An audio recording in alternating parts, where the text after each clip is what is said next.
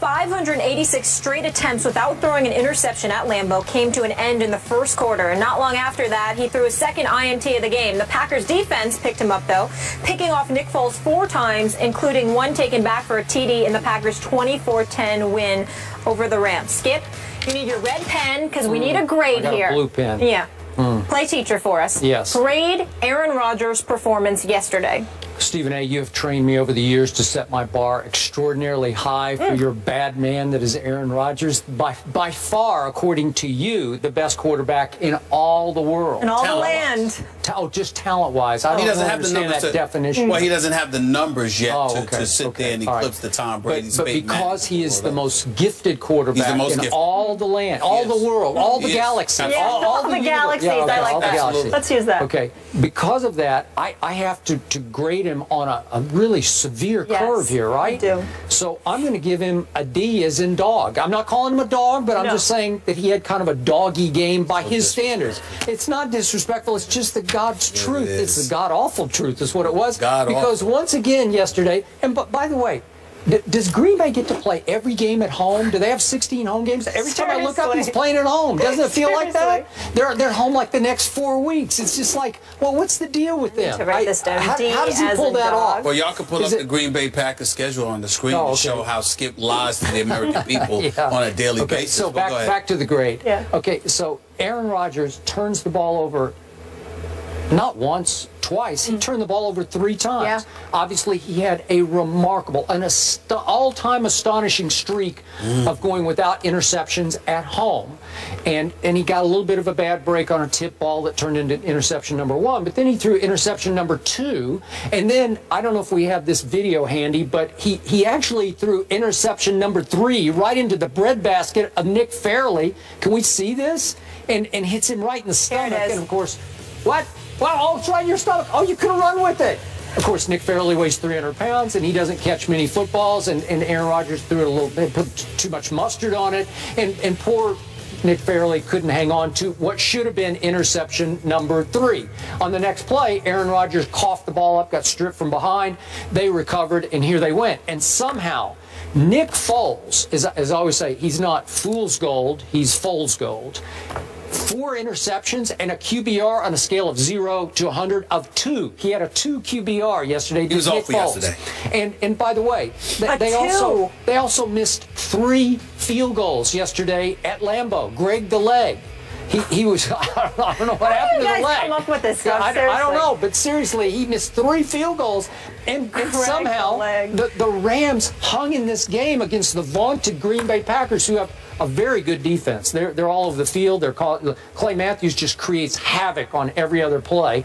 So my point is, by his way up here standards, because I'm grading him as if he's by far the most gifted player in the game, that was a pathetic performance by your man Aaron Rodgers in yet another home game. It certainly was far from spectacular. There is no denying that. He did throw 2 touchdown passes. He did throw for 241 yards. His premier running back, Eddie Lacy, only ran for 27 yards. Yeah, he led the team in rushing. And he led the team in rushing, so you have to take those things into consideration. There still is no Jordy Nelson. He is throwing to receivers like Ty Montgomery and I think Ty Montgomery's a young stud. He can play. He can play, but he's not there yet. The fact of the matter is, there's a lot working against Aaron Rodgers. He just seems to make it look easy. Here's my problem with Aaron Rodgers and the Green Bay Packers right now. Be clear, I'm no Green Bay Packers fan. I'm an Aaron Rodgers fan. I think he's the best in the galaxy. Okay, he's the best on the planet Earth at quarterback. Talent-wise, he is just that elite.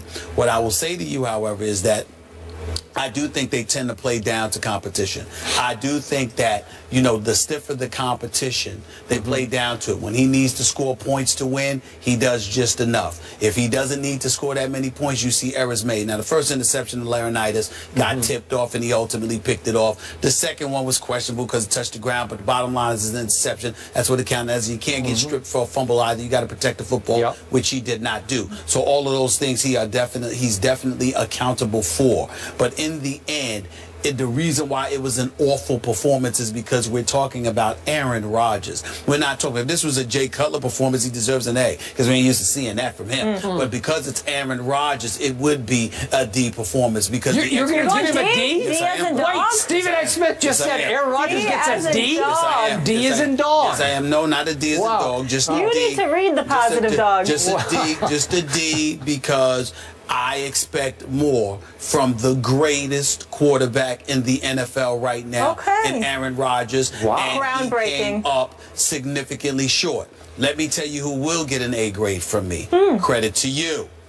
This dude, Todd Gurley, I knew looks it. That was special. Yeah. He looks special. Now, again, I knew he was special coming out of Georgia. My question about him is still a question. I know. His durability. I never once questioned the great abilities of Todd Gurley. What I question is his durability, and speaking of that, my heart goes out to Nick Chubb. That was a Georgia. That was a nasty, ugly. It sounded knee like injury. it wasn't quite as bad as it could have been. They're saying it's pretty. He's out for the year. I can tell you that much. And that looks bad. It seems to happen to these guys at Georgia Elite recently. I wish him nothing but the best. But Gurley, I'm just hoping that he can stay healthy, because if he can stay healthy, Fisher's doing some good things in St. Louis, although it appears that Nick Foles is regressing. You're exactly right. But Todd Gurley is rising. And again, God bless him. If he can stay healthy, because he's going to take a lot of punishment, because that's how he does it.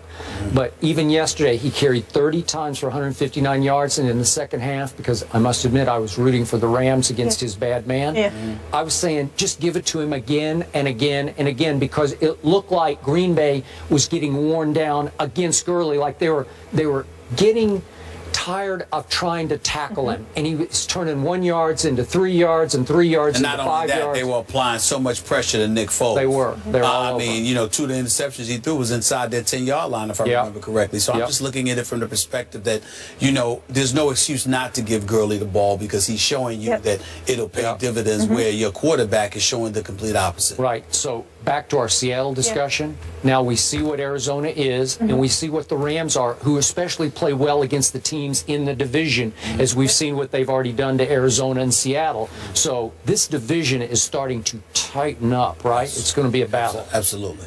No question. You know what other team is tightening up? The Chicago Bears. Jay Cutler rallying. Cuddy. Cuddy to victory. So Stephen A. ready to apologize to Cutler? That was the game of the day yesterday. Find out after the break.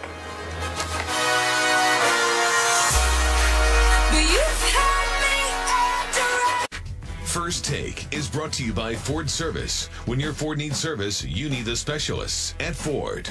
And Geico. 15 minutes could save you 15% or more on car insurance.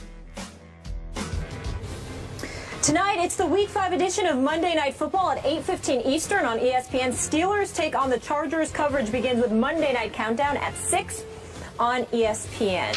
So you just heard it. Michael Vick and Phillip Rivers tonight at Qualcomm. Both teams are 2-2. Stephen A., you just spent some time in Pittsburgh around this organization, sat down with Mike Tomlin.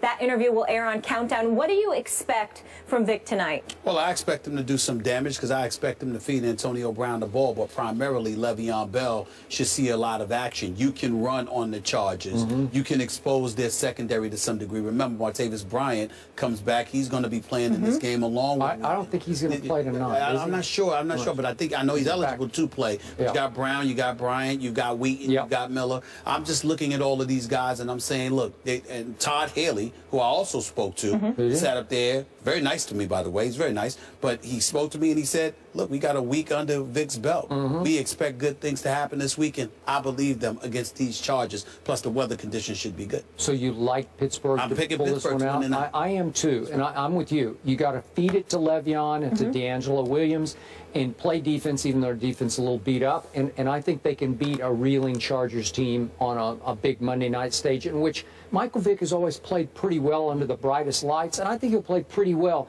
but you cannot put the game in his hands on fourth down plays at the end of the game. And no excuse to, because San Diego's ranked 28th against the run.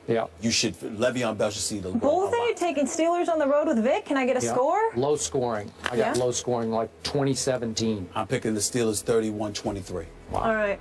a lot of points. Good stuff today, guys. We got a lot that was left on the cutting room floor, though, to get into tomorrow. The cutty College room. football. It's the cutty room. The cutty room. Yeah. See you guys tomorrow.